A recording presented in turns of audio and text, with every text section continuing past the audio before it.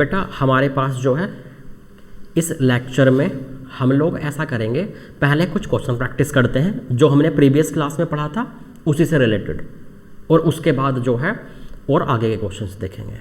देखिए questions note कीजिए बेटा।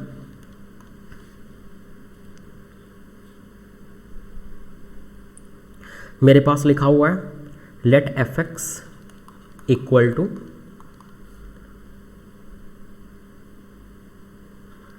Root x square plus k x plus 1, ऐसा कुछ लिखा हुआ है, अपॉन एक्स स्क्वायर माइनस के। इसके बाद इसने बोला है the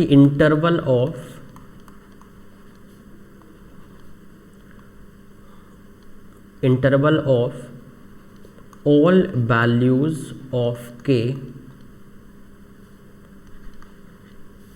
for which f is continuous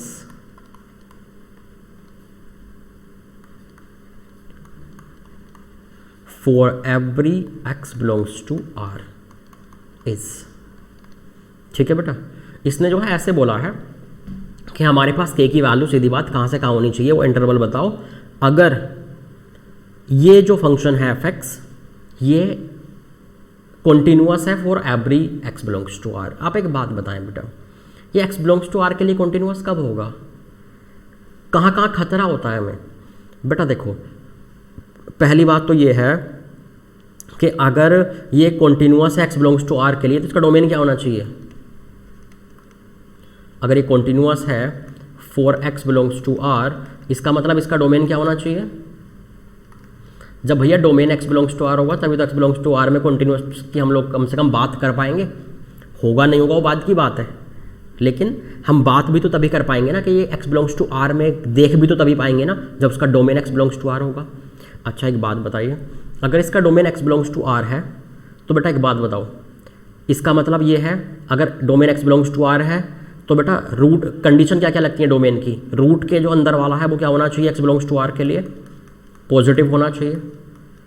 this is greater than equal to 0 for all x belongs to R. एक तो ये वाली बात होनी चाहिए, तभी तो एक्स बिलोंग्स टू आर के लिए जब ये रूट सही होगा तभी तो ओवरऑल फंक्शन सही होगा, फंक्शन डिफाइन होगा।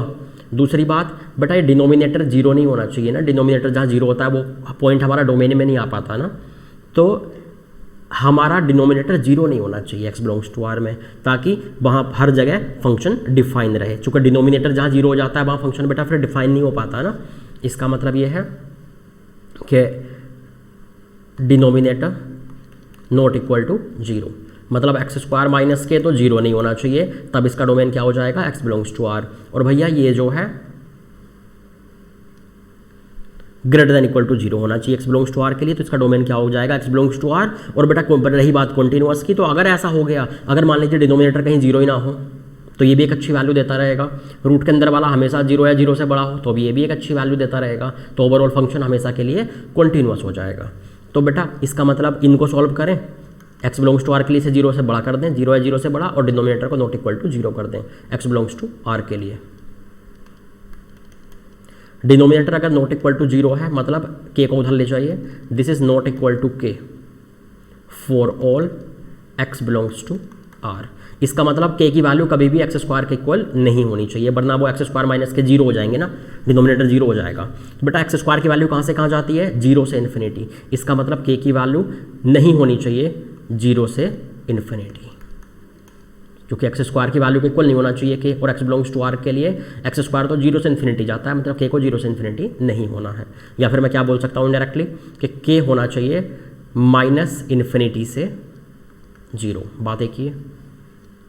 अच्छा इसको देखते हैं, इसने बोला था कि this must be greater than equal to 0 for all x belongs to R, तो इसका ग्राफ कैसा होना चाहिए? ऐसा या फिर ऐसा, या तो टच वाला या फिर ऐसा वाला। इसका मतलब इसका डी क्या होना चाहिए?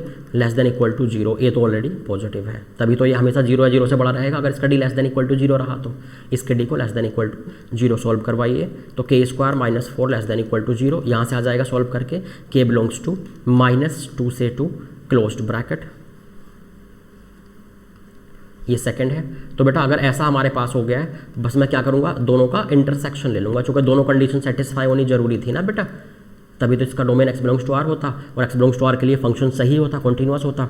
तो बेटा -2 से 2 और -∞ से 0, कॉमन क्या हो गया, -2 से 0, k की वैल्यू ये हो गई k, तो k की वैल्यू बेटा ये चलेगी, ये आंसर हो गया। इसने यही तो बोला था कि k की वैल्यूज वाला इंटरवल कौन सा होना चाहिए, मतलब k की वैल्यू कहाँ से कहाँ होनी चाहिए, यही तो बोला था। तो बेटा ऐसे होनी चाहिए। कोई दिक्कत है?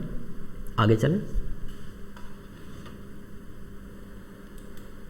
नेक्स्ट क्वेश्चन देखिए, मान लीजिए मेरे पास लिखा हुआ है find value of p, find value of p if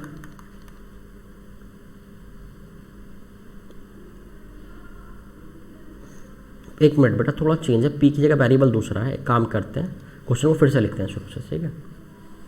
उसके पहले फंक्शन देख लीजिए, फिर इसके बारे में थ्योरी लिखेंगे क्वेश्चन की। मान लीजिए बेटा मेरे पास लिखा हुआ है लेट f(x) इक्वल टू, थोड़ा बड़ा सा क्वेश्चन है, डरना मत, alpha into 1 minus X sine x plus beta cos x plus 5 upon X square. यहाँ लिखा है if x is less than 0। उसके बाद यहाँ लिखा है 3 इफ़ एक्स इक्वल टू 0। उसके बाद यहाँ लिखा हुआ है 1 plus gamma X plus delta X cube upon X square की power 1/x if x greater than 0। इस तरह से बेटा फंक्शन डिफाइन किया। फिर इसने आगे क्या बोला है देखिए, if f(x) is continuous, if f(x) is continuous at x equal to 0 then alpha square plus beta square plus gamma square plus e की पावर 2 डेल्टा, इसकी वैल्यू क्या होगी? ठीक है बेटा, चलिए सॉल्व करते हैं। एक बात बताइए, इसने बोला कि x इक्वल टू 0 पर ये फंक्शन जो है कॉन्टिन्यूअस है। मैंने एक बात बोली थी बेटा कि अगर कोई भी फंक्शन x इक्वल टू 0 पर कॉन्टिन्यूअस है तो उसके बारे में क्या हमें पता होना चाहिए बेटा? इसका मतलब तो ये होना चाहिए भैया कि LHL equal to FA equal to RHL, ये होना चाहिए। सही बात है बेटा? नहीं, अगर ये तीनों इक्वल होंगे और फाइनाइट होंगे तो बेटा खुद ही क्या हो जाएगा, ये जो है कॉन्टिन्यूअस हो जाएगा, है ना? कभी बोला इस पॉइंट पर कॉन्टिन्यूअस है ABCD अल्फा बीटा गामा बताइए, तो आप LHL equal to RHL equal to FA करवा देंगे। FA तो पहले से दिया हुआ है, ठीक है? मैं पहले LHL निकाल के ले आता हूँ बेटा, वो यहाँ पर रख देंगे। अच्छा ये बताइए मुझे एक बार LHL, FA तो बड़ी अच्छा सा दिया है, F0 कितना 3 ऐसे दिया हुआ है। एक काम करता हूँ बेटा, एक बार RHL को 3 करवा लेता हूँ, एक बार जो है बेटा मैं LHL इक्वल टू 3 कर लेता हूँ, तो दोनों अलग अलग इक्वेशन को सॉल्व कर लूँगा, अल्फा बीटा गामा वगैरह आ जाएंगे। सही बात है? तो नेक्स्ट पेज पे कर लेता हूँ बेटा मैं इसको, ठीक है? एक बार मैं LHL इक्वल टू 3 करके सॉल्व करूँगा, एक बार मैं RHL इक्वल टू 3 करके सॉल्व करूँगा। चलिए चलते हैं नेक्स्ट पेज पे। तो जैसे बेटा मान लीजिए कि मुझे बोला गया कि जब मैंने किया बेटा LHL equal to 3, when LHL equal to 3, LHL था क्या बेटा, लिमिट x टेंड्स टू 0, और जो लेफ्ट वाला था वो है ना, उसे मैं लिख देता हूँ यहाँ पे, क्या था वो, alpha into 1 minus X sine x plus beta cos x plus 5 upon X square, ये था बेटा LHL। बेटा एक बात बताइए ज़रा मुझे आप कि अगर हम लोग यहाँ पे, मैंने पहले भी क्वेश्चन ऐसे करवाए हैं आपको लिमिट के लास्ट में, जब ये कहीं x साइन कोस सब मिले जुले आते थे, ABCD x अल्फा बीटा पूछता था तो मुझसे बोलता था कि दिस इक्वल टू एक फाइनाइट वैल्यू होनी चाहिए। तो बेटा मैं क्या करता था, साइन कोस वगैरह को सबको x में कन्वर्ट कर देता था ताकि पॉलिनोमियल अपॉन पॉलिनोमियल बन जाए। तो बेटा मैं क्या करूँगा देखिए ज़रा, ये हो जाएगा मेरे पास limit x tends to 0 alpha into 1 minus X sine X, तो x इंटू मान लीजिए मैंने नीचे एक्स स्क्वायर है तो एक्स स्क्वायर तक का रिकॉर्ड रखना है, ज़्यादा की हमें ज़रूरत नहीं है। तो x minus x cube by 3 factorial मतलब 6, 2 टर्म काफ़ी है, प्लस बीटा इंटू कोस का फॉर्मूला क्या होता था, 1 minus x square by 2 factorial, इतना काफ़ी है, प्लस 5 अपॉन एक्स स्क्वायर, और इसकी वैल्यू कितनी दी हुई है भैया 3। चलिए देखते हैं। अब इसने बेटा आगे मुझसे क्या बोला है, जिसको आप सिंप्लीफाई कर रहे हैं, कॉन्स्टेंट क्या हो गई, alpha plus beta plus 5 constant हो गया बेटा, और एक्स स्क्वायर वाला टर्म कितना हो गया, minus alpha minus beta by 2। बेटा एक्स जो है, और आगे क्या दिया हुआ है यहाँ पे, एक्स की पावर 4 वाला टर्म हो रहेगा, तो एक्स की पावर 4 वाला टर्म बेटा क्या आ रहा है यहाँ पे, यहाँ से मल्टीप्लाई होकर आएगा ना, तो अल्फ़ा बाय 6, और बेटा यहाँ पर कितना आएगा, यहाँ पर कुछ भी नहीं है, कोई दिक्कत है, वैसे भी एक्स की पावर 4 का रिकॉर्ड रखने से हमें मतलब भी नहीं है, नीचे तो सब सिर्फ 2 ही पावर है, और लिमिट x टेंड्स टू 0। बेटा एक बात बताइए, जब आप इसके नीचे डिवाइड एक्स, देखो जब x टेंड्स टू 0 होगा तो एक्स स्क्वायर की जगह क्या आ जाएगा, 0 स्क्वायर मतलब 0।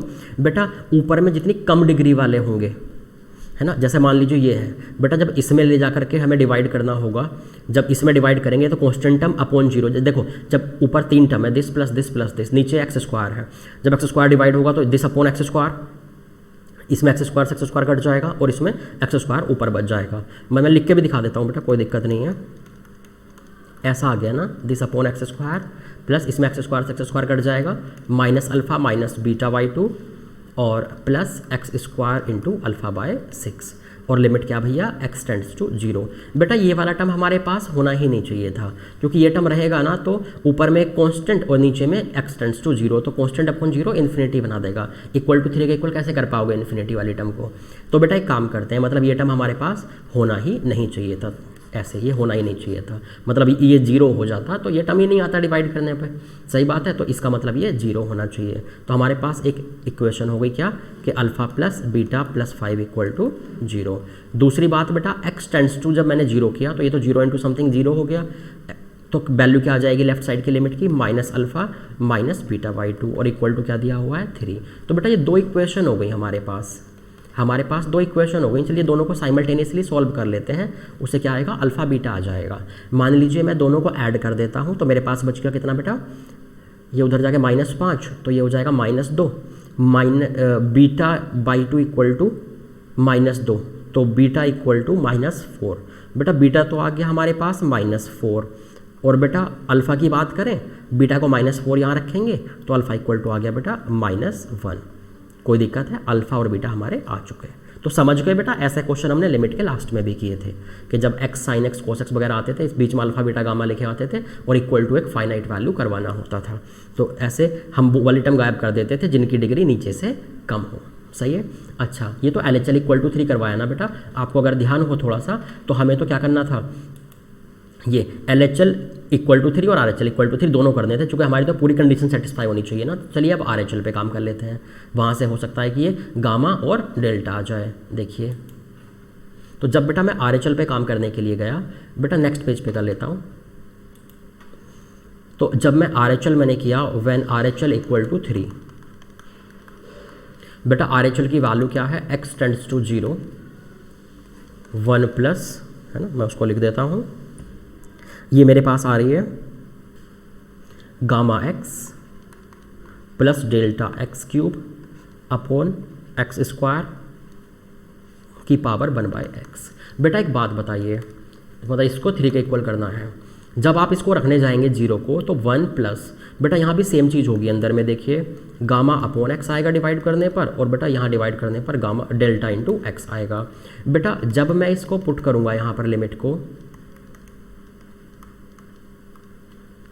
जब मैं इस लिमिट को बेटा यहाँ पर पुट करूँगा, x को मान लीजिए मैंने 0 रखा, तो ये तो 0 हो जाएगा, लेकिन 1 प्लस गामा अपॉन 0 मतलब इन्फिनिटी की पावर 1/0 मतलब इन्फिनिटी, तो इन्फिनिटी की पावर इन्फिनिटी, तो इन्फिनिटी आएगा, इक्वल टू 3 थोड़ी हो पाएगा। तो इसका मतलब ये वाला टर्म इन्फिनिटी बनाया किसने था, इसने, गामा अपॉन 0 ने।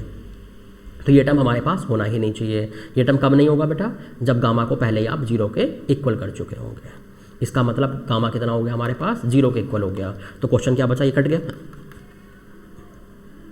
अब जब आप पुट करेंगे इसको x को 0, तो क्या आ रहा है बेटा, ये 1 प्लस 0 की पावर 1/0 मतलब इन्फिनिटी। बेटा 1 की पावर इन्फिनिटी इक्वल टू 3, तो 1 की पावर इन्फिनिटी जब आता है तो सॉल्व करके रखना पड़ता है ना, इसको सॉल्व करके रखो। बेटा फॉर्मूला क्या होता है, e की पावर अंदर वाला -1 इंटू ऊपर वाला, ऐसे, और बेटा लिमिट क्या हो गई, x टेंड्स टू 0, इससे ये कट गया, इक्वल टू कितना भैया, 3। तो बेटा ई की पावर डेल्टा की वैल्यू कितनी हो गई है 3। तो ये आ गया मेरे पास, ये आ गया मेरे पास, और बेटा 2 पहले ही आ चुके थे, अल्फ़ा और ये अल्फ़ा और बीटा पहले ही आ चुके थे। तो मुझसे बेटा वैल्यू किसकी मांगी थी इसने, देखना जरा, मुझसे यहाँ पर वैल्यू मांगी थी इसने इसकी। तो इसकी अगर मुझे वैल्यू निकाल के देनी है तो अल्फ़ा की वैल्यू अभी हमने देखी कितनी आई थी, -1 आई थी, तो उसका स्क्वायर हो गया। बीटा की वैल्यू कितनी आई थी बेटा, -4 आई थी, उसका स्क्वायर हो गया। गामा की वैल्यू कितनी आई थी अभी हमारे पास, 0, तो 0 का स्क्वायर। ई की पावर डेल्टा का स्क्वायर लिख सकता हूँ ना बेटा मैं इसको ऐसे, तो ई की पावर डेल्टा अभी कितना आया था 3, तो उसका स्क्वायर हो गया। कितना हो गया 1 + 16 + 0 + 9, 16 और 9 25 और 1 26, ये बेटा हमारा आंसर हो गया। तो समझ रहे हैं बात को, जब भी बोले कि हमसे इस पॉइंट पर कॉन्टिन्यूस है तो LHL = RHL = FA करवा दिया करो। जब जैसे, और जब दूसरी बात ऐसे इस टाइप के क्वेश्चन आए हैं कि जब दिस = 3 एक फाइनाइट चाहिए था, जब दिस = एक फाइनाइट चाहिए, तो बेटा आप क्या करें हमेशा कि इसको पोलिनोमियल में कन्वर्ट कर लें, साइन कोस वगैरह को एक्सपेंशन करके, ई की पावर x वगैरह होता तो भी हम एक्सपेंशन कर लेते हैं, और फिर देख लो कि कितने में डिवाइड करके इन्फिनिटी बनाएगा, उस टर्म को पहले 0 कर दो ताकि = फाइनाइट दे सके। ठीक है भैया, आगे चलते हैं ना, इसको नोट कर लेना। नेक्स्ट क्वेश्चन देखते हैं।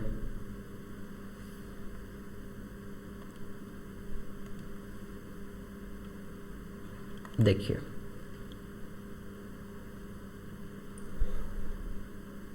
मेरे पास अगर लिखा हुआ है लेट fx = या let fx and gx be continuous function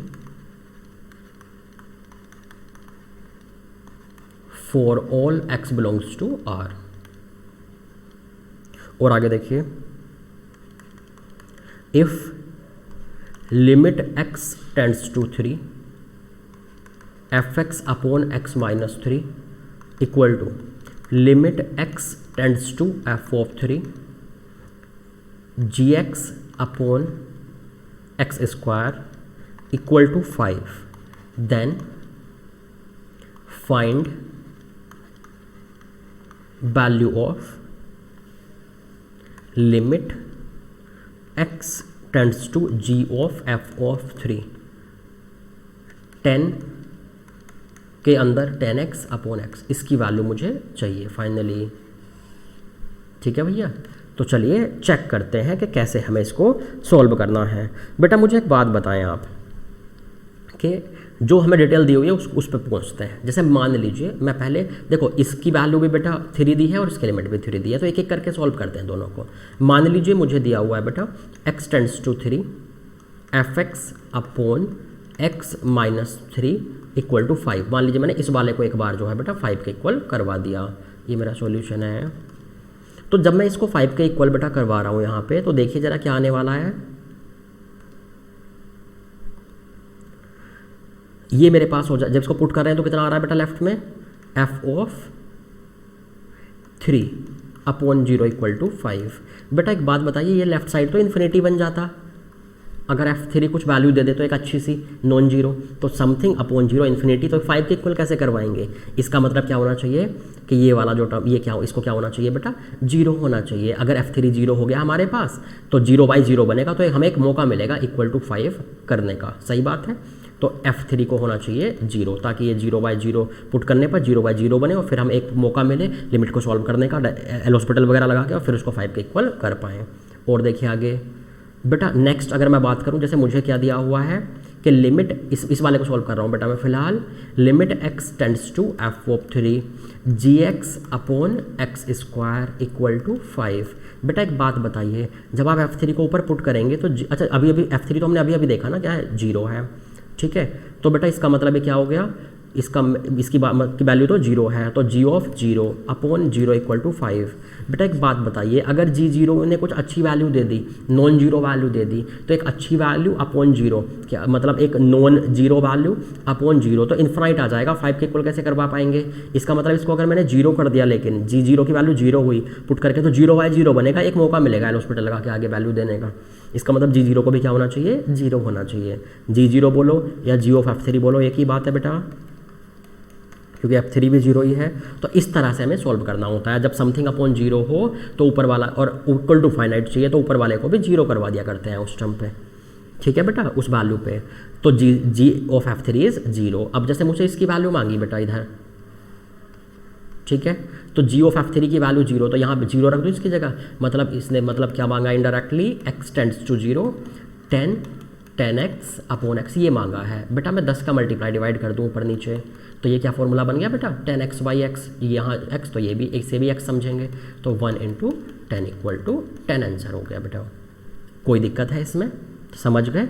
आगे चलते हैं। तो जब भी कभी नीचे में पुट करके 0 कन्फर्म हो, ऊपर में कोई उल्टा सीधा फंक्शन दिया हो, तो बेटा ध्यान रखना इक्वल टू फाइनाइट चाहिए, तो ऊपर वाले को भी उस वैल्यू पे 0 करवा दिया करें, क्योंकि 0 बाय हम ये समझ लेते हैं कि ऊपर वाला 0 हुआ इस वैल्यू को पुट करने पर, तो 0/0 आया होगा, और हमें 1-2 मौका और मिला होगा इक्वल टू 5 बनाने का, वरना इन्फिनिटी बन जाता है ना बेटा।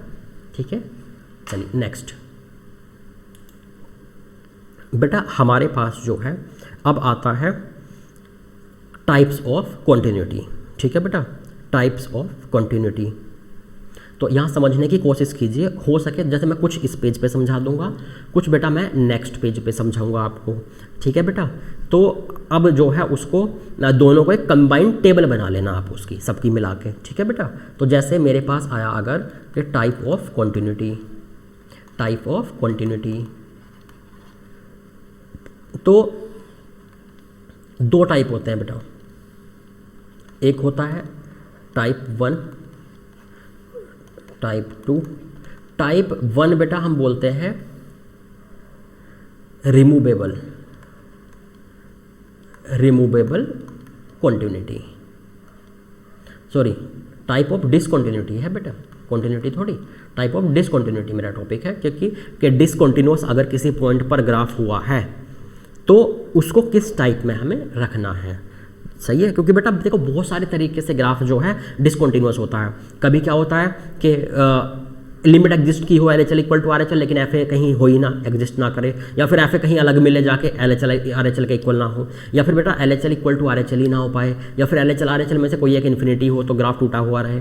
तो बहुत सारे तरीके हो सकते हैं, अभी मैं समझाऊंगा। तो एक तो होता है बेटा रिमूवल डिसकॉन्टिन्यूटी, हम रखते हैं रिमूवल डिसकॉन्टिन्यूटी, और बेटा दूसरे टाइप को हम बोलते हैं non removable discontinuity, non removable discontinuity. ठीक है बेटा, ये 2 टाइप जो है हमारे पास हो गए। अब इनको किस तरह से हम समझेंगे वो देखिए कि हमारे माइंड में शुरुआत की इमेज कैसी बननी चाहिए बेटा इनकी, रिमूवेबल की और नॉन रिमूवेबल की, फिर मैं इसके अंदर भी डिटेल में जाऊंगा। ठीक है बेटा, देखिए रिमूवेबल डिसकॉन्टिन्यूटी बेटा वो है, रिमूवेबल डिसकॉन्टिन्यूटी बेटा वो है जिसको रिमूव किया जा सके। मतलब ये कि जिसको हम ये बोल दें कि यार इसकी वैल्यू की जगह ये वाली रख लो और इस डिसकॉन्टिन्यूटी को रिमूव कर दो। सही है भैया, इस डिसकॉन्टिन्यूटी के पॉइंट को रिमूव कर दो, इसे डिसकॉन्टिन्यूटी वाली लिस्ट से हटा दो इस पॉइंट को। सही बात है। या फिर जैसे छोटी मोटी अगर प्रॉब्लम होती है, जैसे बेटा मान लीजिए बड़ी एक सिंपल सी बात है कि मान लो एक जो है ट्रेन की लाइन है, मान लो एक ये बीच में छोटा पॉइंट गायब है, सीधे चला जा रहा है ना, और बेटा एक ट्रेन की लाइन है कि मान लो ऐसे करके ऐसे भाग गई, ऐसे टूट के इधर को तिरछी पड़ी हुई है लाइन, और बेटा यहाँ से जो है फिर से दूसरी लाइन आगे को पड़ी है। तो बेटा एक बात बताइए, इसको इस पॉइंट अगर ये भी पॉइंट डिसकॉन्टिन्यूअस है और इस पॉइंट पर भी डिसकॉन्टिन्यूअस है ट्रेन की लाइन, तो बेटा हम ये बोल सकते हैं ना कि सर यहाँ तो जो है काम करो, इसको जो है इस पॉइंट पर तो हमें पता है इस पॉइंट पर तो काम चल जाएगा, इस पॉइंट अगर छोटा सा खाली भी है तो ट्रेन ऐसे दौड़ा दो, इतने से कोई फ़र्क नहीं पड़ता। तो तो मतलब क्या बोल सकता है वो कि इस पर तो जो है भैया ट्रेन को ऐसे निकाल के ले जाओ, मतलब इस पॉइंट को तो डिसकॉन्टिन्यूटी वाले पॉइंट से ऐसे ही हटा दो, कोई दिक्कत नहीं है, एक पॉइंट तो जो है इतने से काम चल जाता है, ट्रेन निकल के चली जाती है। तो बेटा जबकि अगर ट्रेन की पटरी उठा के साइड में पड़ी हुई हो इस तरह से, तो बेटा अब ट्रेन सीधी नहीं ले जा सकते ना, इस पॉइंट को डिसकॉन्टिन्यूअस वाले पॉइंट से हटा नहीं सकते ना, बोलना पड़ेगा भैया यहाँ पर ट्रेन की पटरी डिसकॉन्टिन्यूअस है, इसे सही करो, इस पॉइंट को इग्नोर नहीं कर सकते ना आप। तो बेटा यहाँ क्या हुआ, नॉन रिमूवेबल। तो बेटा ऐसी वाले डिसकॉन्टिन्यूटी जहाँ पर जिनको हम प्रैक्टिकल एप्लीकेशंस में छोटी मोटी बातों से ही है ना हम इग्नोर कर सकते हैं, या फिर हम उसको डिसकॉन्टिन्यूअस वाले पॉइंट से हटा सकते हैं प्रैक्टिकल एप्लीकेशन में अपने बेसिस पर, तो बेटा पर्सनल बेसिस पर, तो उन पॉइंट्स को हम बोलते हैं रिमूवेबल, और जिनमें मेजर प्रॉब्लम होती है, जिन डिसकंटिन्यूअस पॉइंट्स पर मेजर प्रॉब्लम होती है, तो उन्हें प्रैक्टिकल एप्लीकेशंस में इग्नोर नहीं किया जा सकता। ठीक है, अपनी जब प्रैक्टिकल एप्लीकेशन करनी है, ट्रेन वगैरह दौड़ानी है, तो भैया उनको हम बोलते हैं नॉन रिमूवेबल के। इन पॉइंट्स को हम अपनी डिसकंटिन्यूटी वाली लिस्ट से नहीं हटा सकते।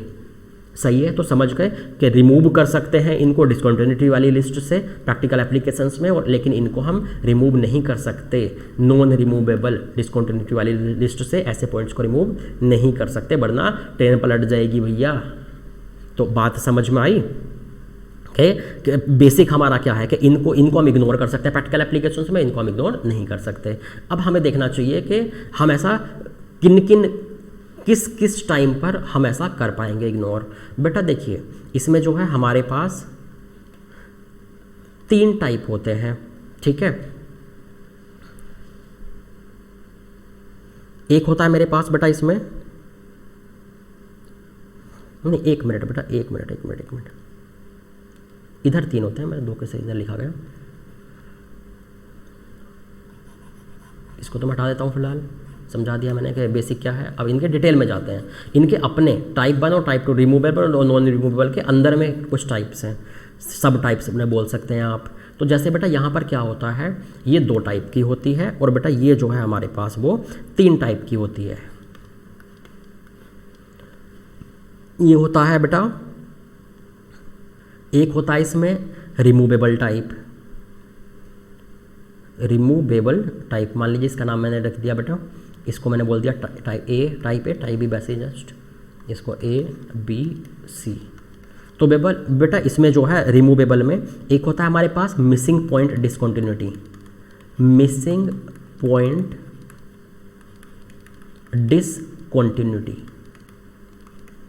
एक होता है बेटा आइसोलेटेड पॉइंट डिसकंटिन्यूटी। ऐसे ही बेटा इसमें होता है एक फाइनाइट टाइप डिसकंटिन्यूटी,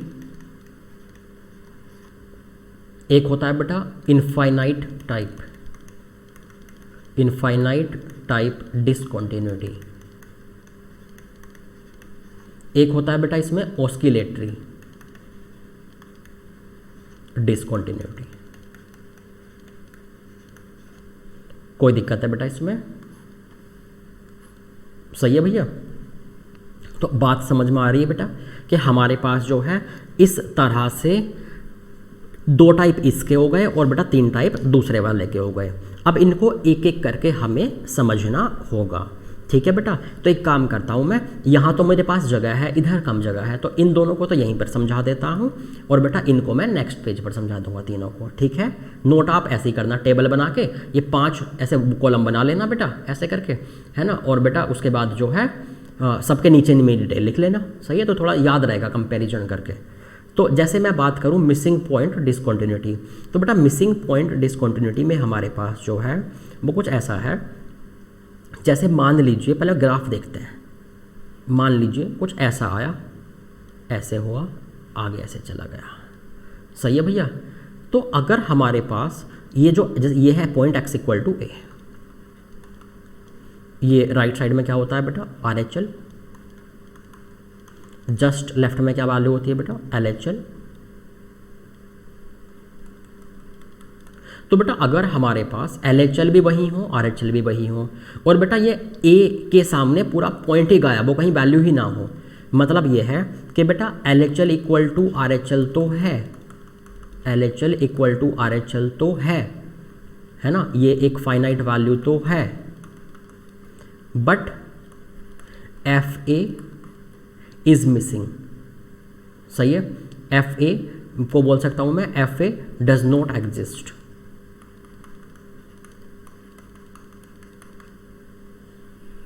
अगर हमारे पास जो है भैया, अगर LHL RHL दोनों साइड की इक्वल हो, लेकिन जो FA, क्योंकि हमें बेटा कॉन्टिन्यूअस होने के लिए LHL RHL और FA तीनों इक्वल होने चाहिए थे। सही बात है बेटा? तो अगर हमारे पास जो है LHL और RHL इक्वल हो और बेटा FA जो है वो गायब हो, कहीं एग्जिस्ट ही ना कर रहा हो, तो हम उस केस में क्या बोला करते हैं कि ये जो है हमारे पास मिसिंग पॉइंट डिसकंटिन्यूटी है, क्योंकि यहाँ एफ ए मिसिंग है, एफ ए मिसिंग है, ए के सामने वैल्यू जो आनी चाहिए थी वो कहीं है ही नहीं, वो मिसिंग है। इसका मतलब क्या है, वो हमारी लाइफ से गायब ही हो गया है। तो मतलब वो क्या हो गया बेटा, ये क्योंकि ये पॉइंट हमारी लाइफ से गायब हो गया है, ये मिसिंग है, मतलब ये क्या हो गया हमारे पास, इसे हमने बोला मिसिंग पॉइंट डिसकंटिन्यूटी। तो मतलब इसमें LHL RHL इक्वल और फाइनाइट रहेंगे, दोनों साइड सही सही वैल्यू रहेंगी, और बेटा लेकिन ए के सामने वाली वैल्यू गायब रहेगी। ठीक है, और आगे देखते हैं। अब मैं बात करता हूँ बेटा आइसोलेटेड पॉइंट डिसकंटिन्यूटी की। आइसोलेटेड पॉइंट डिसकंटिन्यूटी जो है वो कुछ ऐसे होता है भैया, जैसे मान लीजिए ये ग्राफ गया ऐसे, और बेटा ये जो ए के एक्स इक्वल टू ए के सामने जो था, ये पॉइंट कहीं अलग में एग्जिस्ट करता है, अलग पहुंच गया कहीं। ठीक है, तो भैया जैसे, और ये LHL ये रहा और RHL ये रहा, LHL ये है और भैया RHL ये है। तो हमारे पास जो है LHL RHL जो है वो इक्वल है, फाइनाइट है, और FA कहीं है लेकिन कहीं अलग जा करके है। तो इस केस को हम बोलते हैं कि ये भैया हमारा आइसोलेटेड पॉइंट डिसकंटिन्यूटी है, क्योंकि हमारा जो FA है, जो हमारी जो FA की वैल्यू है, ए के सामने वैल्यू है फंक्शन की, वो अपने आप को यहाँ से मेन ट्रैक से हटा के कहीं अलग ले जाके रख दिया है। मतलब FA कहीं अलग जाके आइसोलेट हो गया है, खुद को उसने तोड़ लिया है नॉर्मल दुनिया से, अपने आप को अलग आइसोलेट कर लिया है, वो हिमालय पे बाबा जी बन गया वहीं जाके। ठीक है, तो इस टाइप से अगर हमारे पास डिसकंटिन्यूटी हो कि लेफ्ट साइड और राइट साइड सेम रहे, है ना, इक्वल रहे, एग्जिस्ट करे लिमिट, लेकिन FA कहीं उठ के अलग चला जाए, FA की वैल्यू कहीं अलग हो, मतलब मुझे बोलना चाहिए कि बेटा LHL और RHL तो इक्वल हैं लेकिन FA के इक्वल नहीं है, FA है लेकिन FA के इक्वल नहीं है, FA की वैल्यू अलग है, तब ये वाले आइसोलेटेड पॉइंट डिसकंटिन्यूटी होती है। अगर यहाँ क्या था, LHL RHL इक्वल थे लेकिन FA कहीं मिल ही नहीं रहा था, FA एग्जिस्ट ही नहीं कर रहा था, इसमें FA है, वैल्यू दे रहा है लेकिन कहीं अलग दे रहा है, इनका इक्वल नहीं दे रहा है, तो ये हो गए आइसोलेटेड और मिसिंग पॉइंट डिसकंटिन्यूटी। और आप समझ रहे हैं कि रिमूवेबल के अंदर इनको क्यों रखा गया है, क्योंकि आपका प्रैक्टिकली आपको ट्रेन दौड़ानी हो तो यहाँ भी सीधे ले जाएँ, एक सिंगल पॉइंट तो मिसिंग है, और यहाँ भी ले जाएँ सिंगल पॉइंट ही तो मिसिंग है, इतने से कोई फर्क पड़ता ही नहीं है ट्रेन पर।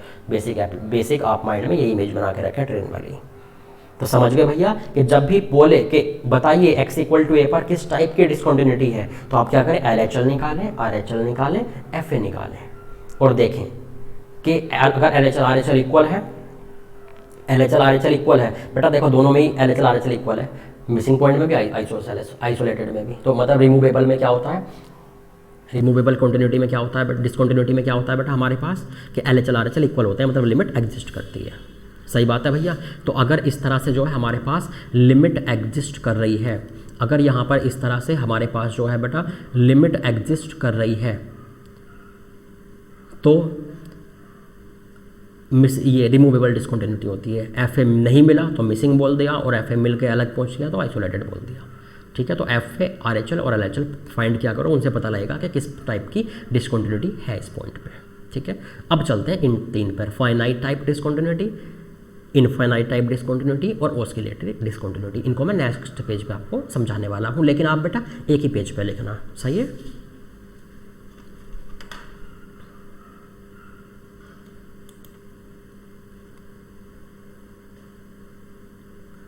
जैसे ये एक्चुअली अब तो हम उसको क्लासीफाई कर रहे हैं ना, वो नॉन रिमूवेबल को या इररिमूवेबल को। तो बेटा नॉन रिमूवेबल को मैं यहाँ फिर से लिख देता हूँ। नॉन रिमूवेबल डिसकंटिन्यूटी जो है उसको हमारे कितने टाइप आए थे, 3 टाइप। एक आया था फाइनाइट टाइप डिसकंटिन्यूटी, एक बेटा हमारे पास क्या आया था, इनफाइनाइट टाइप डिसकंटिन्यूटी, और क्या आया था हमारे पास, फाइनाइट टाइप, इनफाइनाइट, और एक था बेटा ऑस्किलेटरी डिसकंटिन्यूटी। तो भैया हमारे पास जो है, देखिए जरा ध्यान से, हमारे पास जो है फाइनाइट टाइप डिसकंटिन्यूटी किसे कहते हैं, वो देखिए जब LHL, जैसे ये ट्रेन की लाइन जा रही है, ये पटरी उठ के इधर पहुंच गई, और ये जो है अगली वाली पटरी यहीं से शुरू हो गई। ठीक है, तो ये तो वैल्यू क्या, ये x इक्वल टू ए कहीं पर था हमारे पास, तो ए की लेफ्ट साइड कहीं अलग है और राइट साइड कहीं अलग है।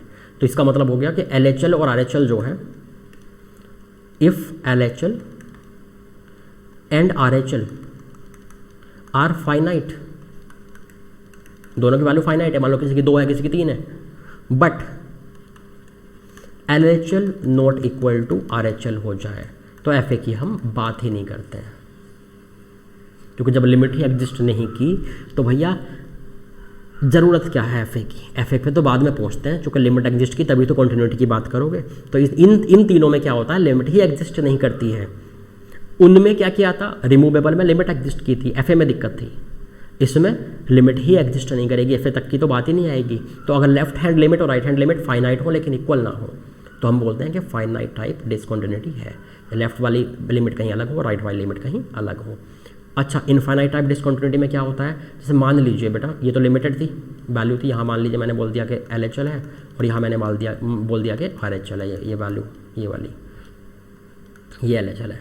जैसे मान लीजिए कि मेरे पास, जैसे आपने वो देखा 10x का graph,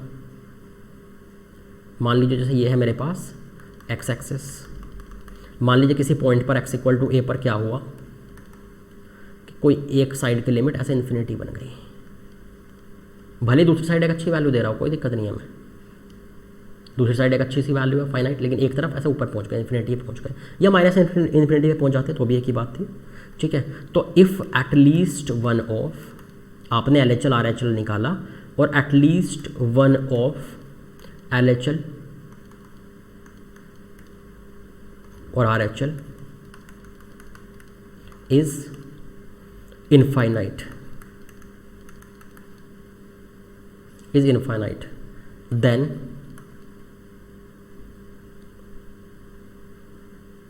this is called infinite discontinuity. This is called infinite discontinuity. तो मतलब ये है कि आप LHL RHL निकाल लें, अगर LHL RHL इक्वल आ गए तो हम फिर FA की बात करेंगे और रिमूवेबल के अंदर सोचेंगे। अगर आपने जब LHL RHL निकाला और वो इक्वल ना आए लेकिन फाइनाइट थे तो फाइनाइट डिसकंटिन्यूटी। अगर LHL या RHL में से कोई एक इनफाइनाइट आ गया या दोनों इनफाइनाइट आ गए, हमें तो कम से कम एक चाहिए, कोई एक इनफाइनाइट आ गया तो अभी हम बोल देंगे कि क्या हो गया, इनफाइनाइट डिसकंटिन्यूटी हो गया। अच्छा, और ऑस्किलेटरी क्या किसे कहते हैं, स्पेशल केस है। जैसे मान लीजिए कभी कभी ऐसे नहीं आ जाता बेटा आपके पास कि साइन के अंदर इन्फिनिटी आ गया, जैसे मान लीजिए मुझसे बोला गया कि साइन 1/x और लिमिट x टेंड्स टू 0, मान लीजिए मुझसे ऐसे बोल दिया गया, एग्जाम्पल है ये, तो बेटा क्या होगा, x जब 0 की तरफ भागेगा तो साइन के अंदर क्या होगा, इन्फिनिटी की तरफ भागेगा साइन, और साइन इन्फिनिटी क्या होगा बेटा, साइन इन्फिनिटी की जो है कभी वैल्यू, साइन इन्फिनिटी का आपको भी नहीं पता क्या वैल्यू है, बस ये पता है कि -1 से 1 के बीच में कहीं ऐसे भाग रही होगी, सही बात है। तो इसको हम बोला करते हैं कि बेटा ऑस्किलेटरी डिसकंटिन्यूटी, या फिर आप और क्या बोल सकते हैं, जैसे limit x tends to 0 cos 1/x, ये भी ऑस्किलेटरी डिसकंटिन्यूटी। मतलब साइन कोस वगैरह जो है ना, जिनकी पता हो कि इन दोनों के बीच में ही वैल्यू देंगे लेकिन उसके अंदर इन्फिनिटी बन जाए, तो इन सबको हम क्या बोलते हैं कि ये ऑस्किलेटरी डिसकंटिन्यूटी दिखा रहे हैं, ऑस्किलेटरी डिसकंटिन्यूटी दिखा रहे हैं। एक्चुअली बात ऐसी है ना कि बेटा जिनका ग्राफ बनता है ना, तो वो क्या करता है कि ऐसे -1 एक फिक्स हो गया, एक 1 फिक्स हो गया, y = 1 y = -1, ये साइन 1/x की मैं ग्राफ को बाकी बात कर रहा हूँ, वो ना बीच में ऐसे करके, वो ऐसे करके ना बीच में कहीं ऐसे करके भागता है, ऐसे ऐसे करके, इधर तो फाइन ऐसे होता है बड़ा प्यारा सा कोने पे, लेकिन यहाँ बीच में ऐसे करके भागता है वो इस पास में, क्योंकि जब x 0 रख रहे हैं आप तो साइन के अंदर इन्फिनिटी है ना, और इन्फिनिटी के पास की वैल्यू इन्फिनिटी थोड़ा छोटा π/2 प्लस इन्फिनिटी π/2 माइनस इन्फिनिटी, तो थोड़े थोड़े उस पर वेरिएशन भाई बहुत जल्दी जल्दी ऐसे वैल्यू बदलती हैं। आप फिलहाल ध्यान रख लें कि जब साइन के अंदर इन्फिनिटी, कोस के अंदर इन्फिनिटी आए तो आप उसको क्या बोलेंगे बेटा कि ये है हमारी ऑस्किलेटरी डिसकंटिन्यूटी, क्योंकि हमें पता है कि लिमिट्स क्या है लेकिन उनके बीच में ऐसे करके भाग रहा है ग्राफ। ठीक है भैया, ओके। जब ऑस्किलेशन हुए उसके दो वैल्यूज़ के बीच में, तो ये आप समझ गए शायद कि कैसे कैसे हमें चेक करना है डिसकंटिन्यूटी का टाइप। इसमें बेटा एक छोटी सी और टर्म होती है हमारे पास, जंप। यहाँ होता है बेटा हमारे पास जंप। तो इस वाले में इनफाइनाइट टाइप डिसकंटिन्यूटी, आपको पता है लेफ्ट वाली वैल्यू भी कहीं एक फिक्स जगह मिली होगी और राइट वाली वैल्यू भी कहीं पर जो है एक फिक्स जगह मिली होगी, चूँकि दोनों तरफ की वैल्यू फाइनाइट है, भले इक्वल नहीं है। तो इनके बीच का जो गैप है x इक्वल टू ए पर LHL और RHL के बीच का जो डिफरेंस है ये यहाँ से यहाँ तक, इसको हम लोग बोलते हैं जंप। इसको हम लोग क्या बोलते हैं कि जंप है। तो कभी बोले कि x इक्वल टू ए पर जंप बताओ, इसका मतलब क्या हुआ कि LHL और RHL का डिफरेंस दे देंगे, ठीक है। तो infinite type discontinuity, difference of, मैं यहाँ लिख देता हूँ स्टार मार्क करके, इन, एक मिनट बेटा,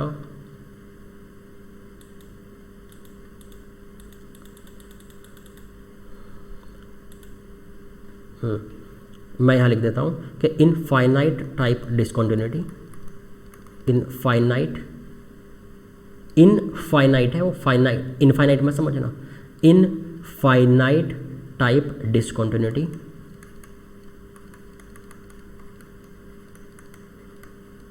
difference of LHL and RHL is, difference of LHL and RHL is called jump। कोई दिक्कत है? अब आगे चले, सही है भैया। नेक्स्ट पेज पर और कुछ बातें लिखते हैं। जैसे मान लीजिए किसी में फाइनाइट जंप हो, किसी ग्राफ में फाइनाइट जंप हो किसी इंटरवल में, है ना। जैसे मान लो क्या हुआ कि मैंने x इक्वल टू ए से लगा करके x इक्वल टू बी तक बात की, बीच में जो है लिमिटेड जगह टूट रहा है, मान लीजिए यहाँ टूटा, इसके बाद फिर से सही हो गया, फिर से तो मान लो थोड़ा सा टूटा, फिर से बेटा सही हो गया, बस 2 ही जगह टूट रहा है मान लो, तो लिमिटेड जगह टूट रहा है। मान लो कोई ग्राफ किसी इंटरवल में लिमिटेड जगह टूट रहा है, जैसे यहाँ दिख रहा है कि ये ग्राफ 2 जगह टूट रहा है, तो हम ये भी बोल सकते हैं कि फाइनाइट नंबर ऑफ जंप है। तो ए ग्राफ या a function f is called piecewise continuous in interval a, b, close और ओपन की बात नहीं है, if, वो दोनों चलेंगे, if it is having finite number of jumps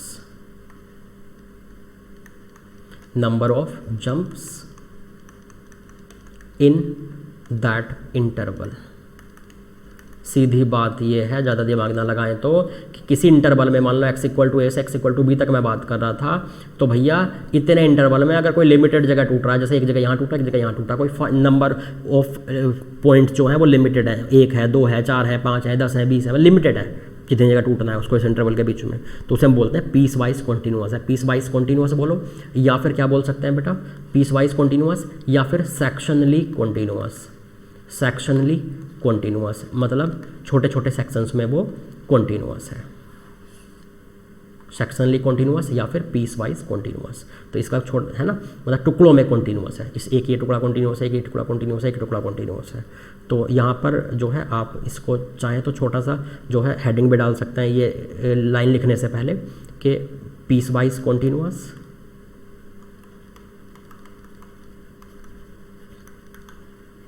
या फिर सेक्शनली कॉन्टीन्यूअस, ठीक है।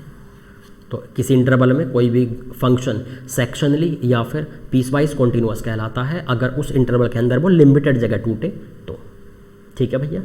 देखते हैं और आगे। हाँ, आपको अगर एग्जांपल चाहिए, जैसे मान लो मिसिंग पॉइंट का, आइसोलेटेड पॉइंट का, तो ऐसे कर सकते हैं आप। जैसे मान लीजिए मेरे पास अगर लिखा हुआ है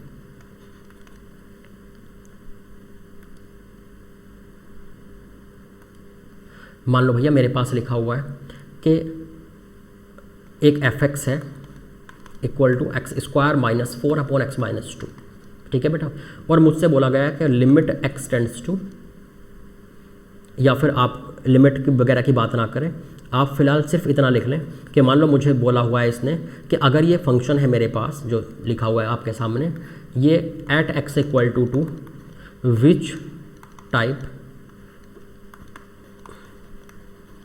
which type of discontinuity it represents, कि किस टाइप की डिसकंटिन्यूटी ये रिप्रेजेंट करता है x इक्वल टू 2 पर, ठीक है भैया, तो देखते हैं। देखो भैया, अब हम लोग क्या कर सकते हैं बेटा कि x इक्वल टू 2 पर से ग्राफ बना के देखें। तो मुझे पता है बेटा कि एफ एक्स इक्वल टू जो है ये, इसका ऊपर में x minus 2 into x plus 2 है। इस तरह अंदाज़ा मैंने आपको पहले दिया भी होगा कभी, इससे ये कट गया, लेकिन जो फैक्टर ऊपर नीचे से काटते हैं उसे हम साइड में लिख देते हैं कि ये 0 नहीं होना चाहिए था। ये 0 हो गया तो 0/0 बना देता ना ओरिजिनल में। तो इसको भूलने से पहले, जब ऊपर नीचे से फैक्टर करता है तो उसे भूलने से पहले साइड में लिख दिया करो कि इसको 0 नहीं रखना है कभी भी। तो x इक्वल टू 2 नहीं होना चाहिए कभी भी। तो फंक्शन तो क्या हो गया, सिंप्लीफाई होकर f x equal to x plus 2। बस साइड में क्या लिखा हुआ है कि x की वैल्यू 2 नहीं चलेगी। तो जैसे x प्लस 2 का मान लीजिए बेटा मैंने ग्राफ बनाया, ये x प्लस 2, तो x प्लस 2 जो है मेरे पास x को 0 रख रहा हूँ, अगर x y equal to x plus 2, x को 0 रख रहा हूँ तो y is 2, x is negative, ऐसे कुछ करके कुछ निकल गया। अगर मेरे पास ऐसा कुछ ये चला गया है बेटा, अगर मेरे पास ये इस तरह से y equal to x plus 2 जो है मेरे पास आ गया है, तो हम लोग बस क्या करेंगे अब कि जो मेरे पास ये पॉइंट है 2, इसने बोला था 2 के सामने ग्राफ नहीं है, x इक्वल टू 2 के सामने ग्राफ नहीं बनना चाहिए, तो x इक्वल टू 2 के सामने पहुंचेंगे और बेटा वहाँ पर एक सर्कल डाल देंगे ग्राफ में। मतलब मेरे पास क्या हो गया है, 1 मिनट,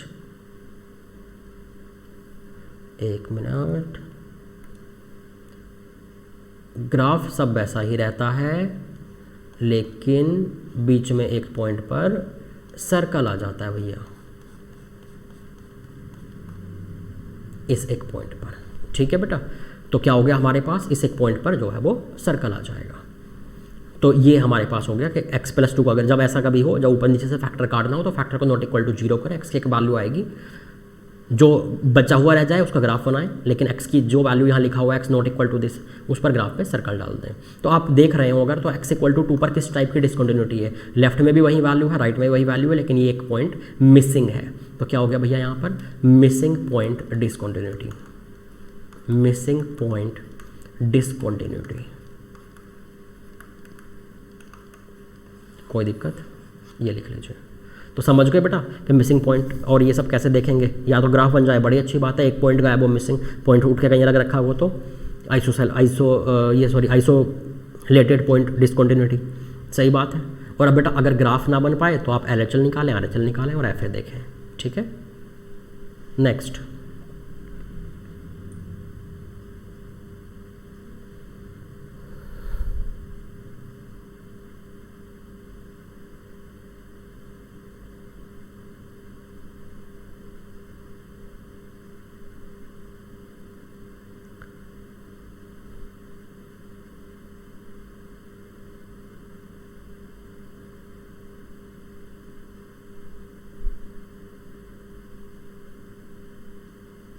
तो बेटा हम लोग जो है ना एक काम करते हैं, कुछ पॉइंट्स लिखते हैं। ठीक है बेटा, कुछ जो है इंपॉर्टेंट पॉइंट्स लिखते हैं, वो पॉइंट्स सीधे सीधे काम आएंगे आपको आगे बेटा। देखिए कैसे, यहां हम लोग लिख लेते हैं इंपॉर्टेंट पॉइंट्स।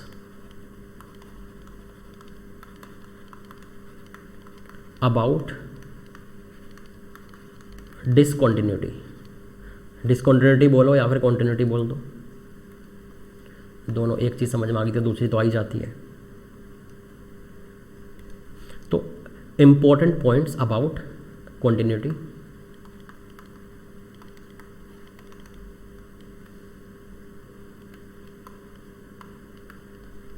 ठीक है। अच्छा, अब और अगर हम लोग जो है आगे देखें,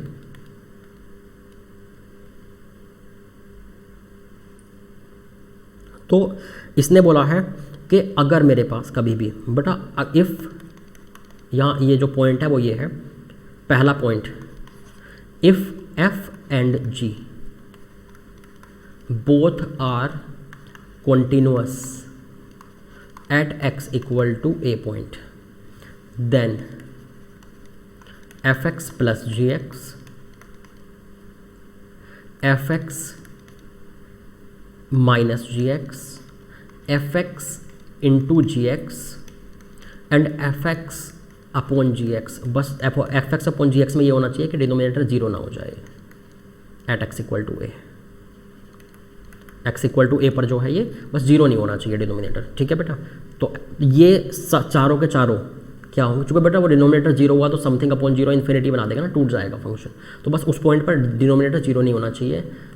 तो हर केस में, इन चारों केसेस में अगर f और gx कॉन्टीन्यूअस हों तो उनका किसी पॉइंट पर तो fx plus G X, F X minus G X, F x into जी एक्स, एफ एक्स अपॉन जी एक्स सब क्या होते हैं, all are continuous, all are continuous functions at x equal to A. कोई दिक्कत है बेटा इसमें, ठीक है। आगे चलें, मतलब अगर आपको कंफर्म हो जाए कि दो अलग अलग फंक्शन कॉन्टीन्यूअस है तो उनका प्रोडक्ट सम डिफरेंस डिवाइड कुछ भी लिखा हो बोल देना कि कॉन्टीन्यूअस है उस पॉइंट पे, बस डिनोमिनेटर जीरो नहीं होना चाहिए। देखते हैं और आगे।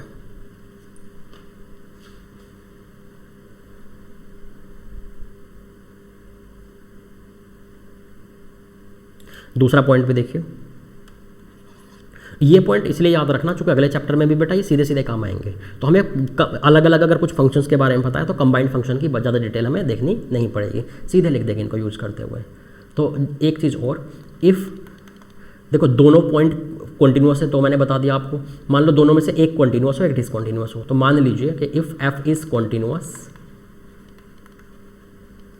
And G is discontinuous at x equal to A. बेटा f और g में से एक कॉन्टीन्यूअस है और एक जो है डिसकॉन्टीन्यूअस है, ठीक है। देन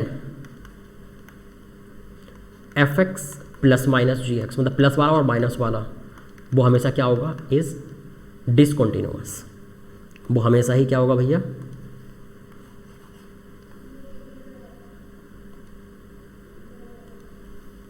इज डिसकॉन्टीन्यूअस, ये कंफर्म है। एंड वी कैन नॉट से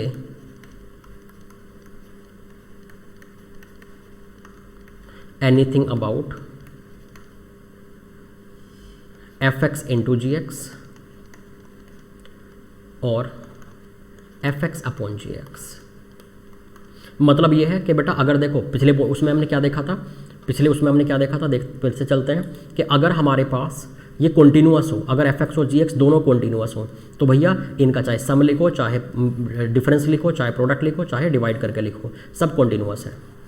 लेकिन अब हम लोग यहाँ क्या देख रहे हैं बेटा कि अगर हमारे पास एफ एक्स और जी एक्स में से एक कॉन्टीन्यूअस हो और एक डिसकॉन्टीन्यूअस हो तो बेटा क्या होगा, इनका जो सब प्लस वाला और माइनस वाला पक्का डिसकॉन्टीन्यूअस होगा और एफ एक्स इंटू जी एक्स और एफ एक्स अपॉन जी एक्स के बारे में हम कुछ नहीं कह सकते। तो नहीं कह सकते का मतलब ये है कि उनको वहीं पर L H L R H L, ये जो अपने आप में फंक्शन है इनका यहीं पर एल एच एल और एफ ए निकाल के देखेंगे अलग से, सीधे नहीं लिख सकते बस हम कुछ, ये सीधे लिख सकते हैं कि एक कॉन्टीन्यूअस एक डिसकॉन्टीन्यूअस है, उन्हें प्लस या माइनस करके लिखा है तो उसको सीधे सीधे हम डिसकॉन्टीन्यूअस लिख सकते हैं, ठीक है भैया। देखिए और आगे, और भी कुछ बातें हैं। मान लीजिए कि अगर दोनों ही डिसकॉन्टीन्यूअस हो तब तो बेटा हम कुछ भी नहीं कह सकते। अगर तीसरा पॉइंट क्या है हमारे पास, बोर्ड देखिए कि अगर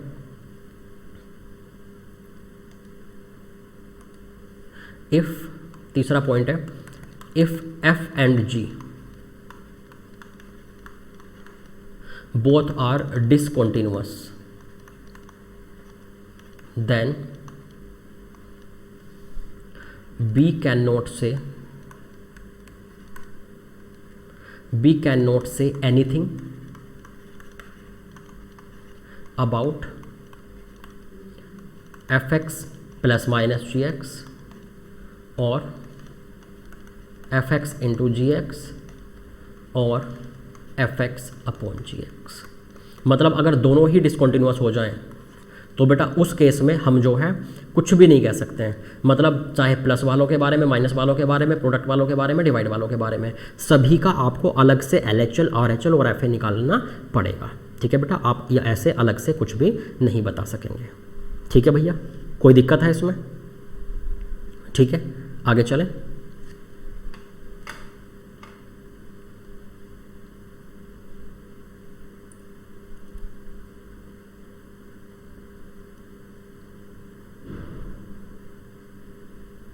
अच्छा यहाँ पर जो है ना बेटा हमारे पास क्या होता है एक तो ये अच्छा ये सब जो है ना आप मैनुअली देखेंगे है ना, मतलब है ये कि आपको डायरेक्टली आप नहीं बता सकते, लेकिन आपको जो है मैनुअली चेक करके बताना होगा। अगर कभी भी मतलब बस यहाँ से आपको इतना फ़ायदा मिला है और कोई फ़ायदा नहीं मिला कि अगर हमारे पास एक कॉन्टिन्यूस एक डिसकॉन्टिन्यूस है और मान लीजिए एक एफ और एक जी जो हमारे पास आ जाए, उनका प्लस करके कोई फंक्शन दे दे, तो भैया हम क्या बोल देंगे कि सीधे ये डिसकॉन्टिन्यूस है। इनके ये सब आ जाए बाकी कुछ आए तो भैया हम क्या बोलेंगे कि हमें जो है अलग से चेक करके बताना होगा।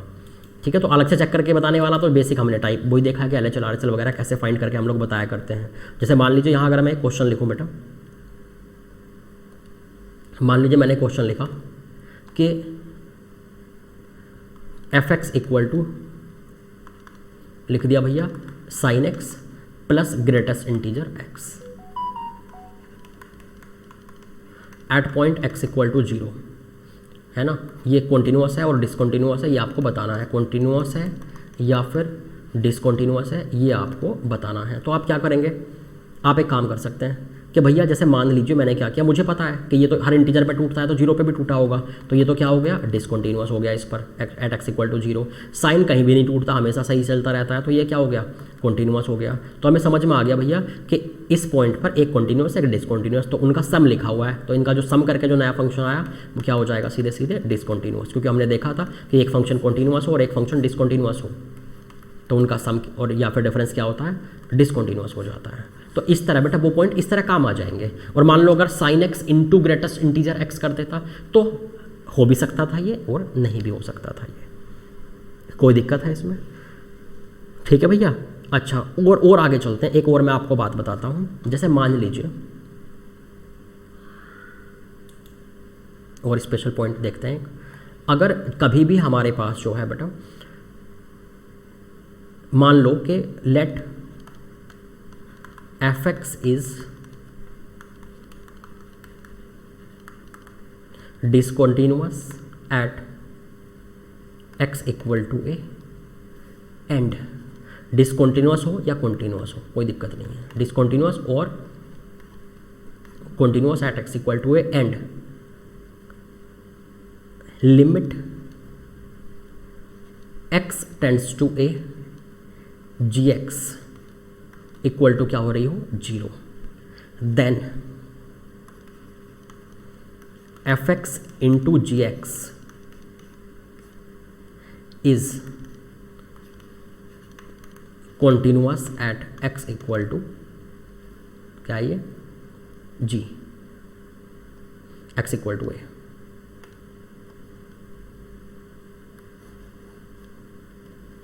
मतलब ये gx कॉन्टिन्यूअस भी है एंड वैल्यू कितनी दे रहा है 0।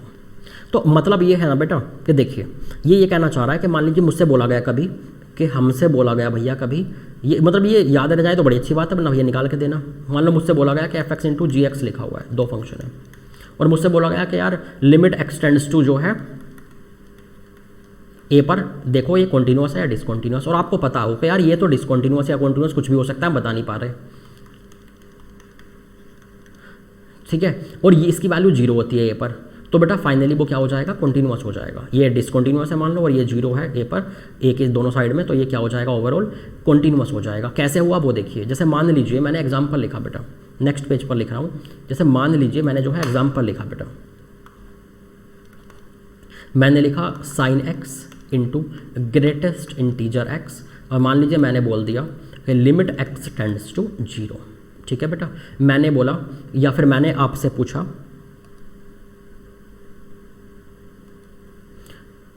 मान लो मैंने आपसे बोला कि चाहे लिमिट की बात कर लो और चाहे बेटा कॉन्टिन्यूटी की बात कर लो, बात सब एक ही है। मान लीजिए मैंने बोला कि fx इक्वल टू दिया हुआ है sine into greatest integer x, मैंने बोला कि एट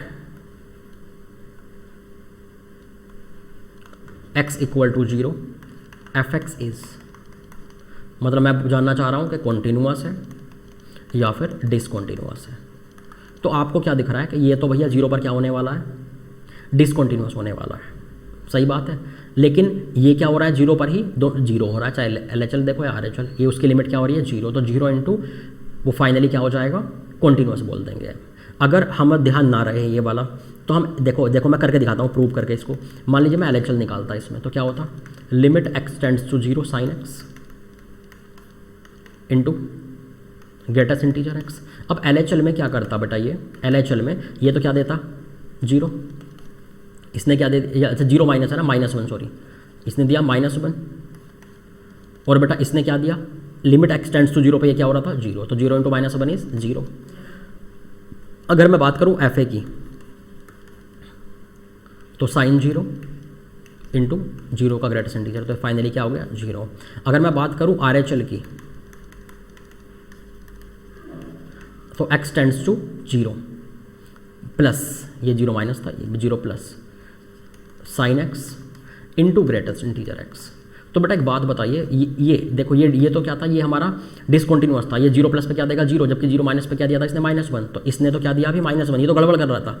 लेकिन limit x tends to 0 plus पे भी ये क्या हो गया 0। तो बात ये है कि ये तो गड़बड़ करता है, लेफ्ट साइड अलग आती है, राइट साइड अलग आती है, जैसे left side I -1, right side I ये 0। लेकिन होता यह है कि ये जो है इनटू में जो होता है ना, ये 0 बनाने वाला जो इस लिमिट पे 0 बना रहा है, वो क्या करता है 0 इंटू दिस और 0 इंटू दिस को, 0 इंटू दिस को फाइनली 0 कर देता है। तो देखो LHL equal to RHL equal to क्या हो गया FA हो गया। इसका मतलब क्या हो गया कि FX इज कॉन्टिन्यूअस, चूँकि LHL equal to RHL equal to FA है। कोई दिक्कत है इसमें? तो समझ गए बेटा बात को कि ये पॉइंट कैसे काम करेगा। ये पॉइंट जो है बेटा इस तरह से काम, ये यहाँ से ऊपर का क्वेश्चन था, ये पॉइंट जो है बेटा हमारे पास इस तरह से काम करेगा कि दो फंक्शन हो प्रोडक्ट में fx इंटू GX, और उनमें क्या हो रहा हो बेटा, एक फंक्शन डिसकंटिन्यूअस हो, जैसे ये डिसकंटिन्यूअस है वो मान लो गड़बड़ कर रहा हो, और दूसरा फंक्शन उसी जिस पॉइंट पर पूछी गई लिमिट उस पर 0 बन रहा हो। तो बस वैल्यू क्या करो 0 इंटू डिसकंटिन्यूअस, उस पॉइंट पर क्या कर देगा कॉन्टिन्यूअस कर देगा। ठीक है, इस तरह हम याद रख सकते हैं। कोई दिक्कत है? तो यहाँ पर जो है बेटा एक काम करते हैं, यहाँ पर हम लोग अपनी लिमिट को आज के लिए ख़त्म करते हैं, और नेक्स्ट क्लास में जो है बेटा हम लोग देखेंगे कि हमारे पास जो है मतलब किस तरह से और नए नए क्वेश्चन बन सकते हैं। कोई दिक्कत है बेटा इसमें? ठीक है, तो ऑल द बेस्ट। और बेटा आपका परफॉर्मेंस जो है प्रीवियस टेस्ट में बड़ा कोई खास अच्छा नहीं रहा। नेक्स्ट संडे आपके ग्रुप में आ गया होगा, टेस्ट है। ठीक है बेटा, नेक्स्ट ग्रुप में टेस्ट है हमारे पास लिमिट का और कंटिन्यूटी का, तो इनको अच्छे से पढ़ते रहें ताकि संडे का टेस्ट अच्छे से दे पाए। ठीक है बेटा, थैंक यू।